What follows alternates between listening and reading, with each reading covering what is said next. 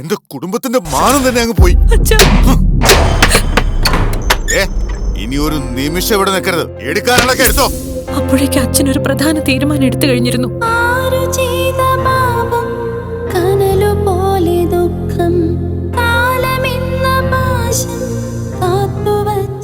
വീട്ടിൽ നിന്നും പടിയടച്ച് പിണ്ടം വെച്ചതുപോലെ എന്നെ ലണ്ടനിലേക്ക് പറഞ്ഞുവിടാൻ എല്ലാവരും കൂടി ചേർന്ന് തീരുമാനിച്ചു.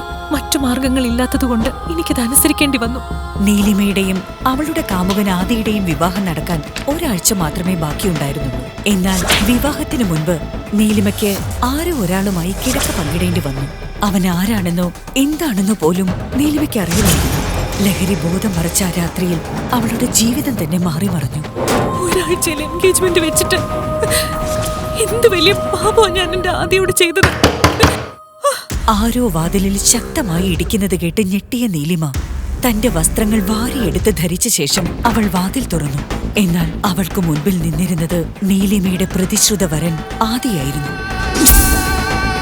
നിന്നെ പോലെ ഒരുത്തിയാണല്ലോ ഞാൻ ഇത്രയും കാലം പ്രാണനെ പോലെ സ്നേഹിച്ചത്. എന്റെ ജീവിതം ഇല്ലാതാക്കിയ ആ ഒരുത്തൻ ആരാണ്?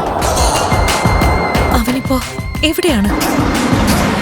ഈ ചോദ്യങ്ങൾക്കുള്ള ഉത്തരം എന്നായാലും എനിക്ക് അറിയുക തന്നെ വേണം.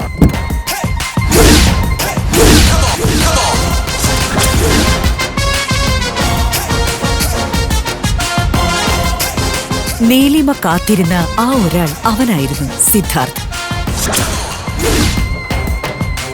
അന്നത്തെ രാത്രിയിൽ നീലിമയുടെ ജീവിതത്തിൽ ക്ഷണിക്കപ്പെടാതെ അതിഥിയായി വന്ന സിദ്ധാർത്ഥ് വൈകിയാണെങ്കിലും അയാൾ ചെയ്ത തെറ്റ് തിരിച്ചറിഞ്ഞിരുന്നു. ആ രാത്രിയിൽ തനിക്കൊപ്പം ചെലവഴിച്ച പെൺകുട്ടിയുടെ മുഖം പോലും അവന് ഓർമ്മയുണ്ടായിരുന്നില്ല. പക്ഷേ താൻ ചെയ്തത് പൊറുക്കാനാകാത്ത തെറ്റാണെന്ന ചിന്ത അവനെ ഇന്നും വേട്ടയാടുന്നു. ലഹരിക്ക് അടിമപ്പെട്ട് തിരുത്താനാകാത്തൊരു തെറ്റ് ചെയ്തിട്ട് 5 വർഷങ്ങൾ കഴിഞ്ഞിരിക്കുന്നു. അതിനെക്കുറിച്ച് ആലോചിക്കുമ്പോൾ ഇന്നും എനിക്ക് ഉറങ്ങാൻ സാധിക്കുന്നില്ല.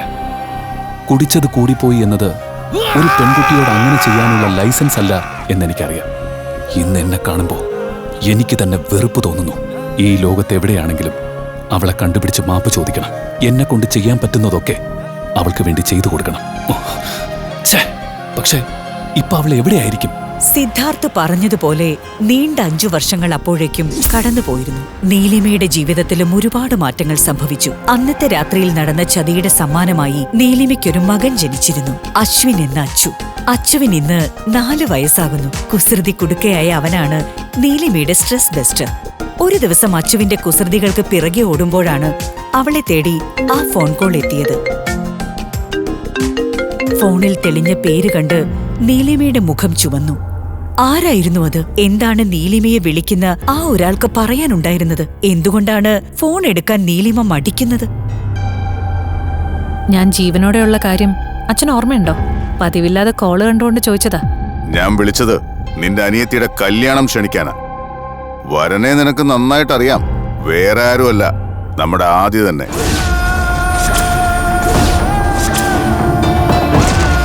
എന്തൊക്കെ സംഭവിച്ചാലും ഈ കല്യാണത്തിന് ഞാൻ വരില്ല. ഞങ്ങൾക്കാർക്കും വേണ്ടിയല്ല, നിന്റെ മുത്തശ്ശിക്ക് വേണ്ടി നീ വരണം. പറ്റില്ല എന്നാണെങ്കിൽ ശരി, അത് നിന്റെ ഇഷ്ടം. ഈ കഥ തുടർന്ന് കേൾക്കുന്നതിനായി ഇപ്പോൾ തന്നെ പോക്കറ്റ് FM ആപ്പ് ഇൻസ്റ്റാൾ ചെയ്യൂ.